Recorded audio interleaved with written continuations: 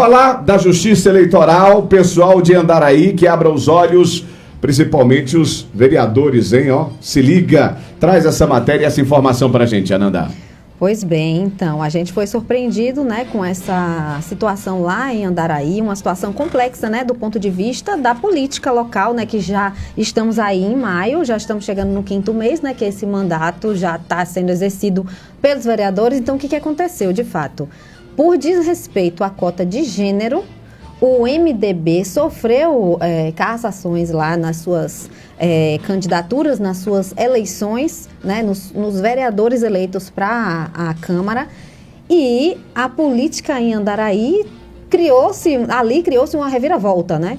Agora não tem teve uma candidata que foi eleita com apenas um voto, entrou por conta dos cálculos... Peraí. Não, perdão. É isso. Peraí, um voto? Um voto. Não, peraí, Ana, peraí. Candidata que foi eleita com um voto? Com um voto. É mesmo? Isso até um voto devido aos cálculos? Devido aos do cálculos. Coeficiente ali, é? Do coeficiente. A gente Mentira, tem a necessidade de Meu ter... Deus do céu. É verdade isso, cara? Impressionante, hein? Bilhete. Isso é notícia, isso é matéria. É verdade esse bilhete. Isso é Brasil. Meu Deus, então, desculpa, eu fiquei tão surpreso que eu lhe cortei. Gente, um voto. Exatamente. Foi E aí já mexe no coeficiente geral, né? Mexe, porque a gente tem ali uma necessidade de manter os 30% de gênero, né? Todo mundo sabe que existe, né? Já tem um tempo, a lei eleitoral determina que haja 30%. Por isso, para muitos que não sabem, aquela correria dos candidatos através de mulher, né? Você devia ser candidata, mulher. Você devia ser candidata. E aí, assim, isso tudo implica, né? Para você ter uma candidatura, você tem algumas questões que ssão levadas em consideração ali para se analisar que aquela candidatura não é fictícia. Isso acontece muito dentro dos partidos, com esse desrespeito por conta de, eu preciso colocar aqui uma mulher para validar todo o resto, né? Isso acontece. É bom a gente relembrar que não é exatamente uma questão da mulher, a cota de gênero, né? O gênero, que poderia ser de homem também, mas enfim, a gente sabe que o mundo político e quem patrocina também em sua maioria, os homens. Claro que a gente não pode mais ter empresas patrocinando diretamente. É uma forma de estimular, né, para as pessoas entenderem a participação das mulheres na política. É uma forma de estimular e garantir também a representatividade das mulheres, né, nas políticas públicas. Que é o direito, né? Que é um direito, exatamente. Só que era, infelizmente, uma candidatura fictícia. O nome da candidata, vou até me lembrar aqui para não falar besteira. Gente, que história é essa? Exatamente, a candidata Eliane Ribeiro Venerucci. Ela foi eleita com um voto? Foi eleita com voto, ela foi... Eu acho que isso deve ser a única candidata do Brasil que foi eleita com voto, cara. Eu tô falando sério, eu não li a matéria, então, misericórdia, rapaz. Então a confusão na cota está em cima disso aí. Porque foi determinada, então, a recontagem do quociente eleitoral partidário para redistribuição dessas vagas, né? Isso, então, a gente sabe que a lei das eleições, ela determina, como eu acabei de falar também, esse percentual. E, muitas vezes, os partidos...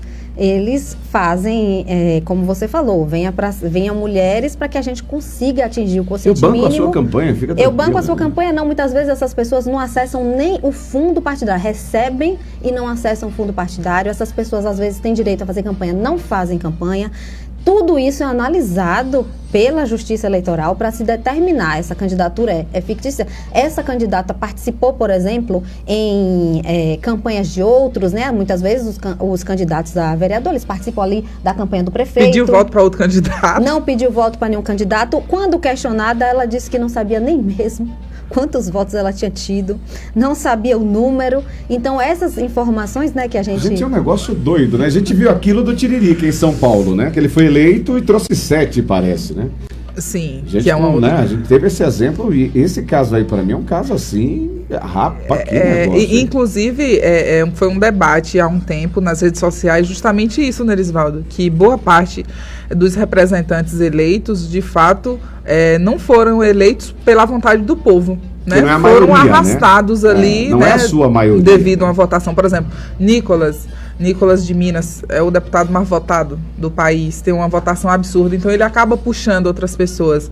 Em relação a essa questão da lei, eu tenho uma certa, assim, não sou totalmente favorável, porque o interessante é que nós tenhamos pessoas que adentram, né, esses espaços políticos por vontade, por gostar, por se encontrar e por querer fazer com que a política alcance a vida de outras pessoas, por vontade mesmo, né?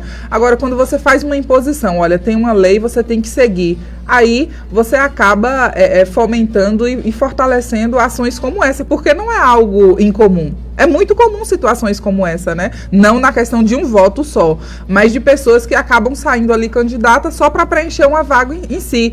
Então, eu não acho que isso, de fato, traga para nós mulheres uma valorização de fato. Eu me sinto valorizada como?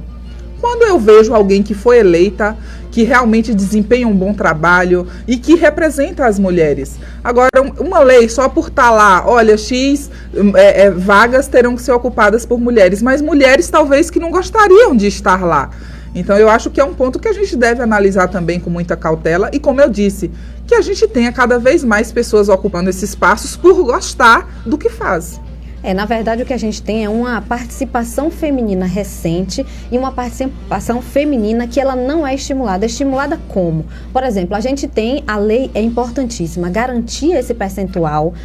Na verdade, na minha cabeça, tinha que ser até 50%, não vou mentir, mas isso é uma opinião própria, enfim. Mas garantir esse percentual é importantíssimo porque a gente precisa de representatividade. No entanto, a gente precisa também criar condições para que as mulheres se enxerguem nesse lugar e entendam que podem sim ocupar esse lugar. A gente tem alguns candidatos que às vezes a gente olha assim, você mesmo comentou há poucos instantes, o candidato não sabia nem mandar os dados pelo sistema. A gente tem muitas mulheres que elas têm uma vida política não partidária muito representativa, por exemplo, em suas comunidades, mas não enxergam os meios de estar no lugar público. Então eu sinto que essa questão da vontade, essa questão da pessoa ter o interesse ou ter a condição de ocupar aquele lugar passa muito pelas políticas públicas brasileiras de, olha, você vai acessar, é seu direito. Como você vai acessar isso? Mulher, se prepare para fazer isso. E o governo e as autoridades têm condição de criar esses mecanismos. A gente tem crianças e adolescentes na escola que têm uma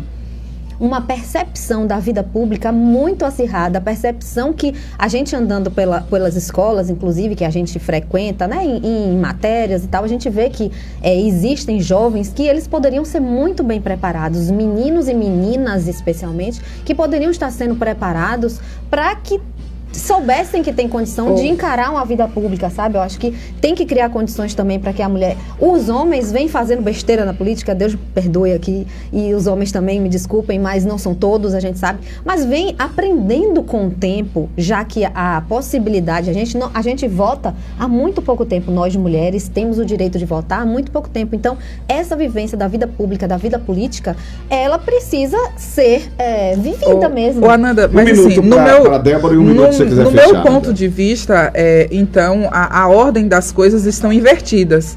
Porque eu acho que você deveria, primeiramente, preparar, então, haja vista que o número de mulheres na política é bem inferior em relação aos homens, do que simplesmente você criar uma lei que simplesmente fala, ó, o partido tem que ter X mulheres. Isso, para mim, não é valorização. Eu, Débora, não me sinto representada dessa forma. Perfeito. Quer fechar, Nanda? Não, é só para dizer que eu acho que aqui no Brasil as urgências determinam muitas coisas. Então, assim, a gente ter representatividade feminina é uma urgência. Então, sim, temos que ser bem preparadas, mas já existem muitas mulheres. E uma situação como essa, embora seja mais comum do que a gente gostaria, ela não é a regra, é a exceção.